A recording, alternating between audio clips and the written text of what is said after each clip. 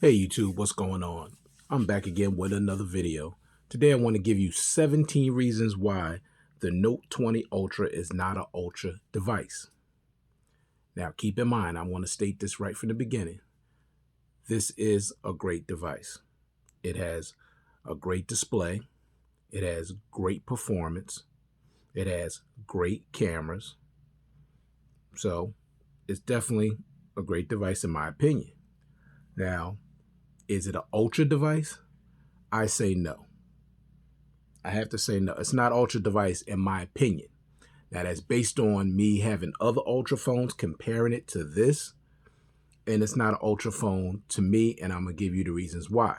But like I said, and I'll say it again, this is a great device. If you decide to pick this up, you will not be disappointed with the overall device. It has great smoothness with the 120 hertz refresh rate. You know, like I said, you're getting a beautiful, beautiful display, and the aesthetics of the phone are absolutely beautiful, beautiful. So this is going to be somewhat of a rant. I just gave y'all a heads up right now, but my thing is I have to be truthful and honest with you all, and some of you are going to agree with the things I'm saying. Some of you are not going to agree, and that's okay. We all have our own feelings, and we all feel differently when it comes to certain things, and that's okay. That's what makes us all different and unique. So let's get started. The first thing that makes this phone, not an Ultra to me, started out with 128 gigs of internal storage. Now this is, I'm telling you, I know this is not, I'm not the only person that this really disappointed and got on my nerves, because like I said, I watch a lot of reviews and I go into the comment section and I read the comments of people, and they were very disgusted with this as well. How are you going to go from 256 gigs of internal storage on your previous Note, the Note 10 Plus, and the Note 10, 256 gigs of internal storage, and you drop it down to 128? Now, I know that in Europe, with the Exynos chip, they give 256. And a lot of people believe, just based on the reviews that I've seen, say it's because the Exynos processor was inferior to that of the Snapdragon 865 Plus. So they gave them 256 gigs. And also, in Europe, they also gave them headphones, which I find highly offensive in the U.S. Market, which is a big market, and you give us less storage. You take us down to 128, and you don't even give us no headphones. But I'll get to that. So the first thing is 128 gigs of internal storage, and it should have minimum should have been 256. But for me, if it's going to be an Ultra, you're going to use the word Ultra. And to me, the Note phone was always more popular for the most part than the S series. So the S20 came out with 128. I didn't really care that much about that, the S20 Ultra having 128, even though based on that price, I think, it should have had more storage too. Now, this phone was $1,300. The S20 Ultra was $1,400. $1,300, 128 gigs? No. This should have had 512 gigs of internal storage. To me, that would have been like, wow, now that's Ultra right there. 512 gigs plus expandable, definitely. 512 should have been this the phone, but minimum 256. Next, the 4,500 milliamp battery that they put in this device, no. For an Ultra device, why in the world would you give the S20 Ultra a 5,000 milliamp battery, but give the big boy, the Note, a lesser battery, 500 milliamps less? I don't understand that. Now, the only reason why I understand it now is because I know Samsung didn't like the fact that the S series didn't sell as well as the Note series. The Note series was Samsung's most popular series of phones. There's no question about it. I see tons and tons of people with Notes. I read the comments in the different review. This is the most popular series of phones in their arsenal. It just is, and it has been for years. But they've been trying to destroy the Note, which they pretty much successfully did, because they kept making it inferior to that of the S20 series. which I don't understand, because if you're selling a ton of units up with this device, why would you try to destroy it? I don't understand that. If anything, we didn't need an Ultra S series. It could have just stayed the S20, the S20 Plus, and stopped there, give us our Note, and give us everything that you was giving us in the Note. When it came down to the Note was always the top dog for a lot of people, because they got things that the S series didn't get. They got the bigger battery. They got the more, you know, speedy. It was just different things about it that was better. They just got things that the S series didn't get. But the last couple of years, they've been trying to just completely get rid of the Note series, and now they pretty much got rid of it. Except now the S22 quote unquote Ultra is going to be the new Note, but it's not going to be called the Note. It's going to be called the S22 Ultra. So whatever. But minimum, this should have had a 5,000 milliamp battery. But for me to make it Ultra, 5,200 milliamps or 5,500 milliamps should have been in this device. And this device, for the record, for me, now I'm only speaking for me, I can't speak for other people. Everybody use their phone differently. The battery life in this phone is just okay for me. I can't even get a day and a half. All I can get is a day. And that's using 100% brightness, which most people don't use, and always on display, 120 hertz, all my push notifications, emails. I get a ton of notifications every day. I get about a day. That's it. And that's disappointing, because this used to be the power user phone. It used to be, but it hasn't been in years. The last power user phone this was, I would have to go all the way back originally to the Note 4 before that Android update destroyed the battery life on that phone. With the Note 4, when it first was released, I was getting 2 days easy. Easy, I was getting 2 days. And the Note series hasn't been a 2-day battery phone since the Note 4. It just hasn't. Now, the Note 9 was actually a good battery, but I still couldn't get a day and a half. I would get a full day, and I would need to recharge. So this is not the powerhouse that it used to be. Now, if you're a light user, you got your brightness on 40 or 50%. You got the always on display off. You're not using 120 hertz. You're not using Quad HD. You're not getting that many notifications. Your battery, you probably could get a day and a half. But for me, the battery life is just okay. Next, 25 watt fast charging. That's a joke. Why? Because the Note 10 Plus had 45 watt charging capability. Now, some people say, oh, it's just a 5-minute difference. It's not. It's about 10 to 12 minute difference between the 25 watt and the 45 watt, because I have a 45 watt charger and I tested it. Okay. I love being able to charge, you know, my Note 10 Plus under an hour, as opposed to an hour and 15 minutes or an hour and 10 minutes. Those minutes sometimes matter, especially if you're in a hurry. Okay. You want to get as much, much charge in your phone as possible if you need to charge it really quick. And you calling this an Ultra, but why would you remove the 45 watt super fast charging from it? I don't get that. If anything, it should have had 65 watt wired charging minimum. I mean, I'll say minimum 45. They should have kept that, but really 65 watt. To consider yourself an Ultra to me. All right. Next, let's talk about the quote unquote 15 watt fast wireless charging, which is really not fast charging at all, because it takes 2 hours and 42 minutes to fully charge this device from 0 to 100. 2 hours and 42 minutes. What's ultra about 15 watt wireless charging? Absolutely nothing. $1,300, y'all. Remember that price, $1,300. There was no improvement from the Note 10 Plus. The Note 10 Plus also had 15 watt wireless charging, and they put the same amount in the Ultra phone. No improvements. No, that doesn't work for me.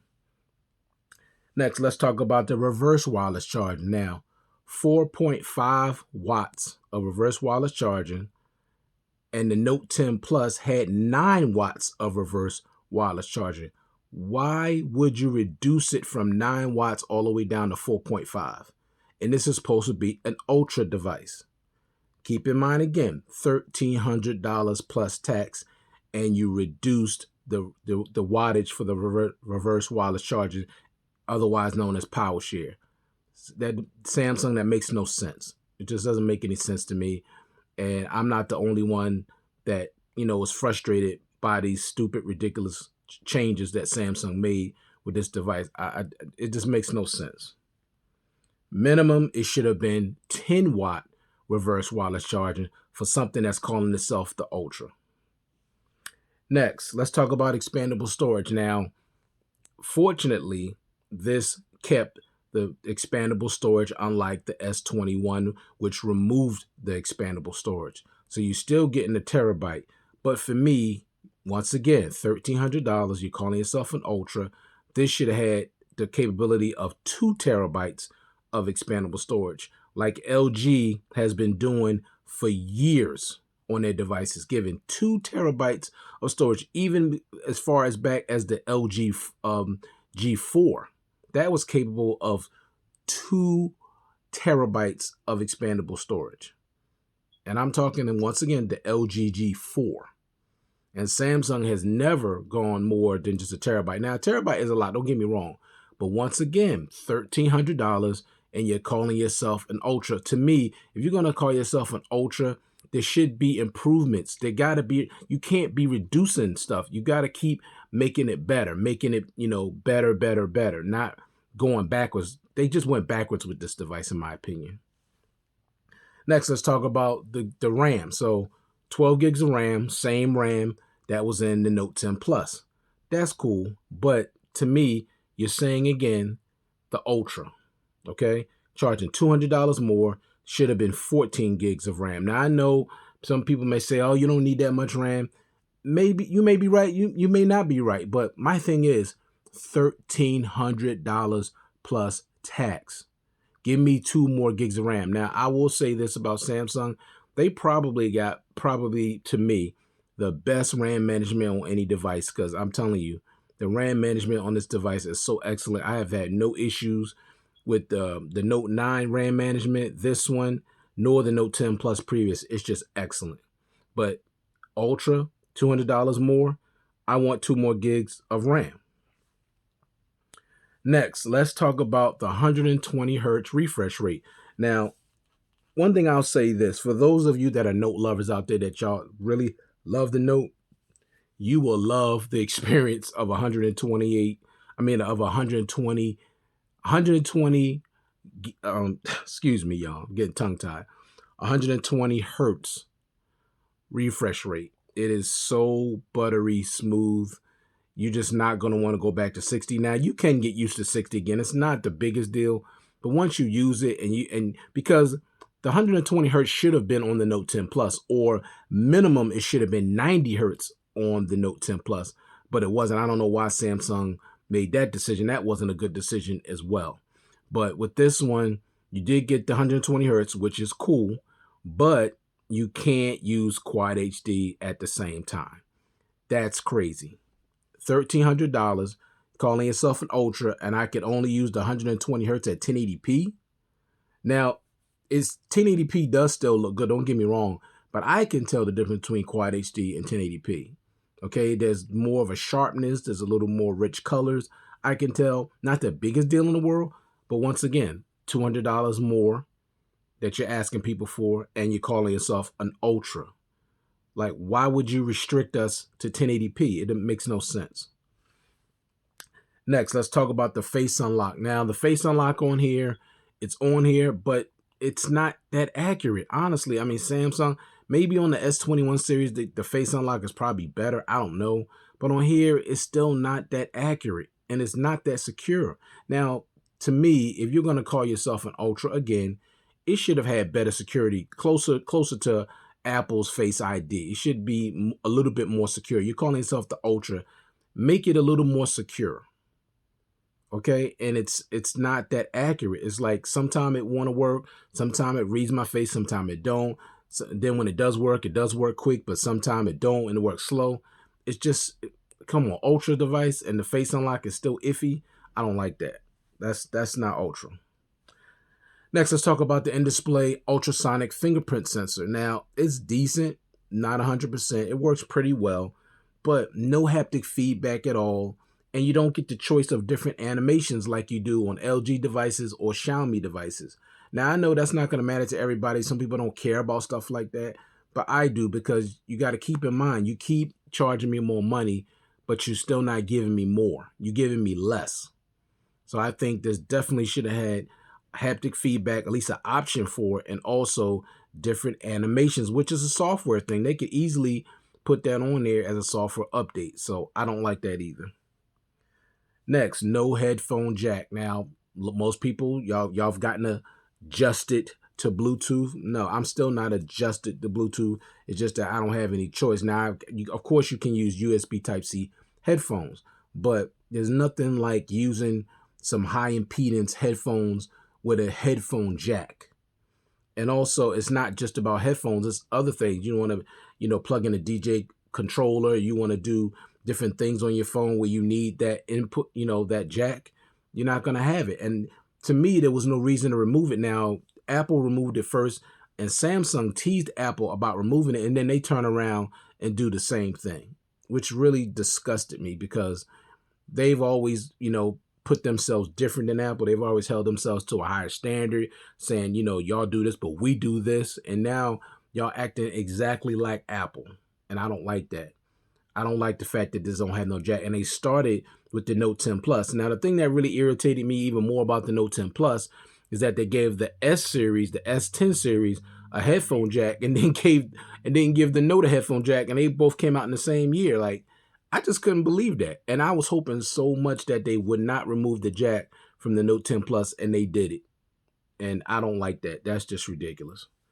They can put the headphone jack on budget and mid-range devices, but won't put it on the premium devices. I never understood that, and it makes no sense to me. Next, no headphones in the box. This is the first Note where you could not get no headphones in the box. With the Note 10 Plus, you got a pair of AKG headphones. Now, I'm not saying they're the best sounding headphones in the world, but the fact is $1,300 and you can't even give me a set of headphones?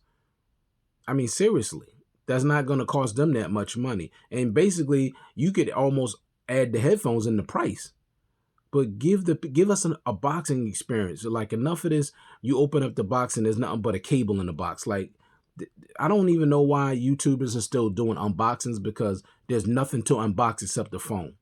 Like, there's nothing in the box. So I don't like that at all. No headphones? No. Ultra, $1,300, no headphones? No. Next, no case in the box. Like, you couldn't give us one case. I mean, you got budget phones, you got mid-range phones that give you a case. In some cases, a nice case, like the what was that? The Blue G91 and the Blue G90 gave you one case, but it was a really nice case, honestly. And you mean to tell me, and those phones are only $200. You mean to tell me $1,300 and I can't get one case? No, that's unacceptable. Next, no IR blaster. Now, I know this hasn't had an IR blaster in a long time. You had the Note 4 with the last IR blaster. I still don't like that, because that's something they didn't have to remove. Xiaomi and also Huawei still offers a IR blaster, which is a universal remote for those of you that are not familiar with the IR blaster. You control your TV, you control your not your microwave, like your air conditioning. You control a lot of different things with IR blasters, not just for your TV, but TV is probably the thing that's going to be used the most.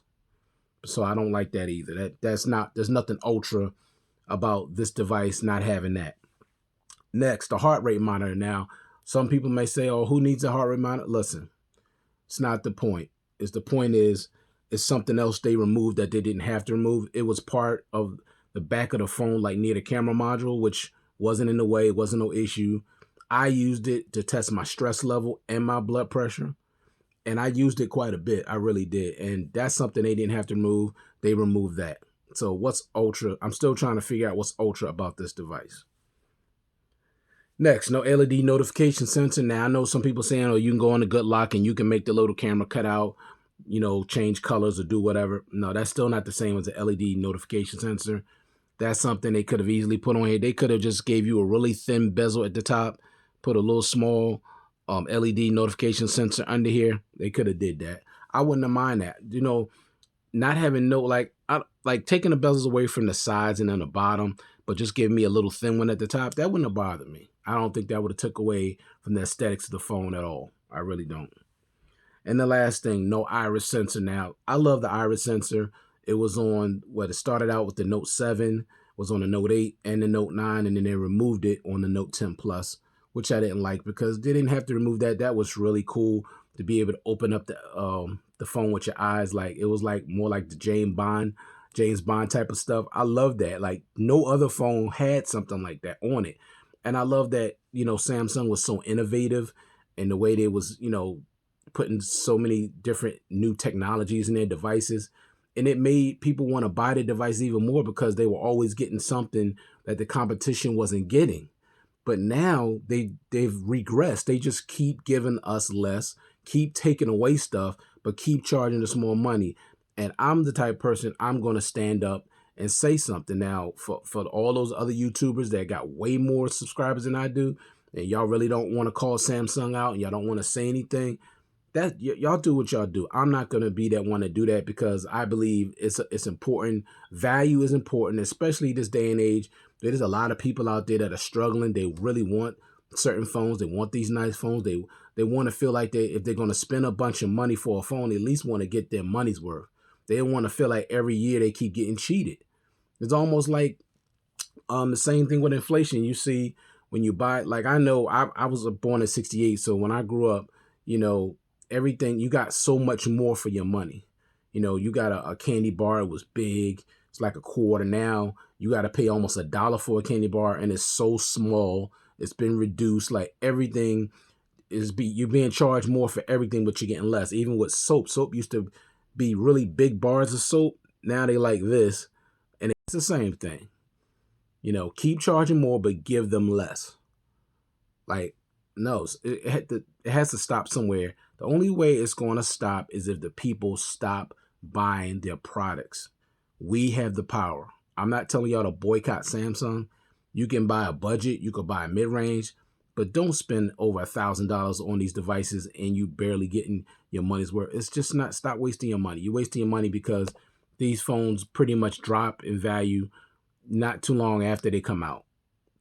Seriously, a few months later, $200-$300 less. It's just not worth it. Now, if you're going to get all the things that I mentioned, you're going to get all of that stuff, I wouldn't have had a problem with $1,300. Not at all. Seriously. If you would have got all of the things that I just mentioned, I would have had no issue with paying $1,300 for this device because it would have been worth it. This would have been the definition of an ultra device, but it is not. I'm sorry, it's not. Is it a great device? Yes. Is it an ultra device? Absolutely not. If you have your Note 10 Plus, keep it. It's not worth the upgrade. Even if you have, now I'll say if you have the Note 9, I would say upgrade to the Note 10 Plus. Not this. Not unless you want the S Pen that has, a little more sensitivity, 9 milliseconds. But the Note, I'm going to be honest with y'all. This S Pen doesn't feel any more responsive than the one on my Note 10 Plus. It just doesn't for me. Okay? You got slightly better cameras. The cameras on here are great. They're slightly better. The dual stereo speakers are slightly louder. You do have the 120 hertz refresh rate, but you can't use your Quad HD, resolution. You got a little bit wider display. You got a little bit taller display by 1 inch. Okay? I mean, there's very, very little improvements. It's a little bit brighter. And they did put the S Pen on the left instead of on the right. Don't like that. So I'm not getting it. This is not an ultra device to me. There's no ultra battery. There's no huge battery. It lasts you 2 days. There's no ultra fast battery charging speeds. Reverse wireless charging is extremely slow. Wireless charging is extremely slow. 128 gigs of internal storage is a joke. No. I'm not feeling that. Not at all. No. So, I'm sorry, y'all. That was my rant. I just try to keep it 100 with y'all. Like I said, some of you going to agree, some of you not going to agree. But those are the 17 reasons why the Note 20 Ultra is not an ultra device, in my opinion. All right, so thank you for taking the time to view this content. I do appreciate it. I hope everybody out there is staying safe and staying well. And I'll check you guys out in the next one. Peace.